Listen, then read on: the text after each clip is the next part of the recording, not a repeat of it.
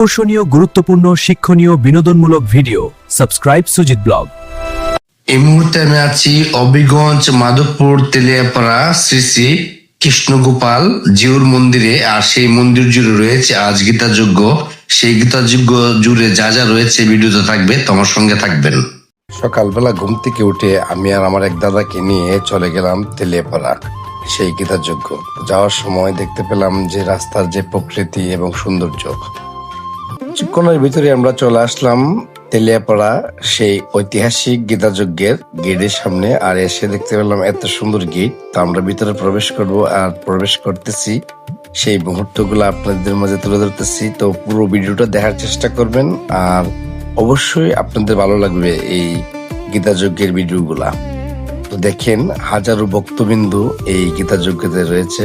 আর গীতাযজ্ঞে ঢোকার প্রবেশ পথে একজন হনুমানজির মূর্তি রয়েছে এখানে।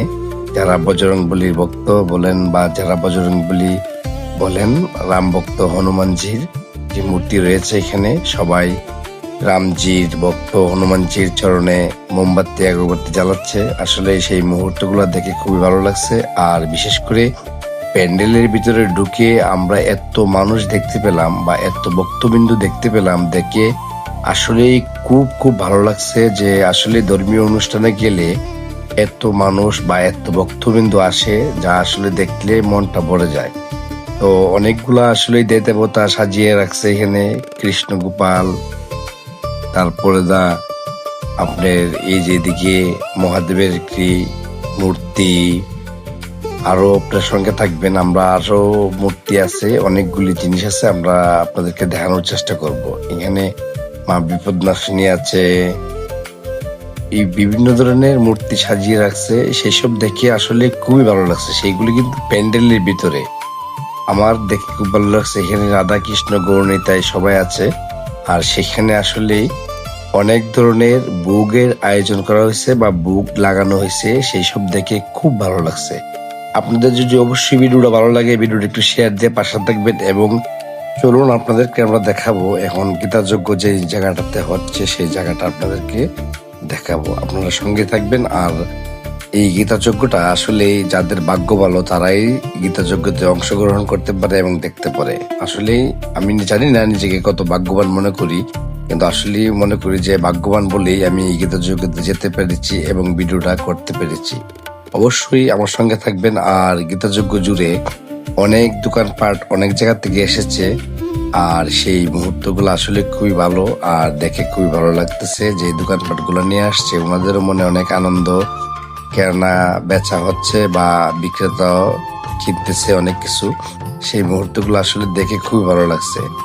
গীতাযজ্ঞতে আসলে গেলে আপনার মনটা ভরে যায়, আর এইসব দেখে আসলে বেশি আনন্দ পাওয়া যায়। আমরা আসলে বিভিন্ন ধর্মীয় অনুষ্ঠানে যাই অনেক কিছু দেখার জন্য, অনেক কিছু শেখার জন্য।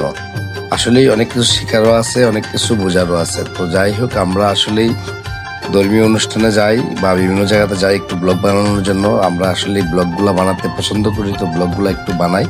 আপনাদের যদি ব্লগগুলো দেখতে ভালো লাগে অবশ্যই ব্লগগুলো একটু দেখবেন, আমার পাশে থাকবেন একটু।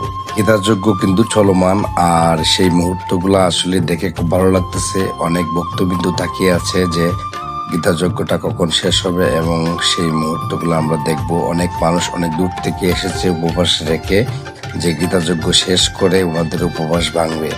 সেইগুলো আসলে দেখে খুব ভালো লাগছে। আসলে আপনি ভাগ্যবান যদি আপনি ভিডিওটা দেখে থাকেন এবং আপনি ভিডিওটা যদি শেয়ার করে সবাইকে দেখার সুযোগ করে দেন, তাহলে আমাদের খুব ভালো হয়। কেমন ভালো হবে যে তেলিয়াপাড়াতে এত সুন্দর একটি গীতাযজ্ঞ হয়, সেটি আসলে সবাই দেখতে পাবে এবং সবাই হয়তো আগামী বছর সবাই আসতেও পারবে সেই গীতাযজ্ঞতে। তেলিয়াপাড়া ঐতিহাসিক সেই গীতাযজ্ঞটা আসলেই দেখেন সেই মুহূর্তগুলা, যে গীতাযজ্ঞ শেষ মুহূর্তগুলো আসলে সবাই কিন্তু নাম নিতেছে। আর সেই মুহূর্তগুলো আমরা তুলে ধরলাম আর কি। তো আমরা আসলেই শ্রী শ্রী কৃষ্ণগোপাল জিউর মন্দিরে আমরা প্রবেশ করব বা মন্দিরটা আপনাদেরকে দেখাবো ঘুরে। মন্দিরটা এত সুন্দর যে এই মন্দিরটাতে আসলেই যে মহারাজ যে থাকে সেই মন্দিরটা এটা। আর এই সেই মন্দিরেই আমরা প্রবেশ করব। আমরা মন্দিরটা আপনাদেরকে ঘুরে দেখাবো। দেখেন মন্দিরের ভিতরে কত সুন্দর, আর অনেক ভক্তবিন্দু আছে এই মন্দিরে। তো এইসব আসলে কোথায় পাইবেন আপনি? তো আসলে আমার পেজটা ফলো দিয়ে পাশে থাকবেন এবং আমার ইউটিউব চ্যানেল থেকে দেখলে ইউটিউব চ্যানেলটা একটু সাবস্ক্রাইব করে পাশে থাকবেন। তাহলে এত সুন্দর সুন্দর ব্লগ আপনাদেরকে উপহার দিতে পারবো আর আপনারা দেখতে পারবেন। তো আমার জন্য একটু দোয়া করবেন, আশীর্বাদ করবেন সবাই, যে এমন সুন্দর সুন্দর ব্লগ যেন আপনাদেরকে উপহার দিতে পারি। আমি আসলে চেষ্টা করি যে আপনাদেরকে সুন্দর এবং ভালো কিছু একটু উপহার দেওয়ার জন্য। তো সবাই আমার জন্য দোয়া এবং আশীর্বাদ করবেন যাতে আমরা এগিয়ে যেতে পারি, আপনাদেরকে সুন্দর ব্লগ উপহার দিতে পারি। তো সবার জন্য অনেক শুভকামনা রইল। আমার জন্য সবাই আবারও আশীর্বাদ করবেন যাতে সুন্দর সুন্দর ব্লগ আপনাদেরকে উপহার দিতে পারি। তো মন্দিরের ভিতরে এত সুন্দর সুন্দর জিনিস, মহাদেব, এই বজরংবলী, রাধাকৃষ্ণ মন্দির, এত সুন্দর জিনিস আপনাদেরকে উপহার দিলাম বা ভিডিওতে তুলে ধরলাম। কেমন হলো অবশ্যই একটু কমেন্ট করে জানাবেন। আরো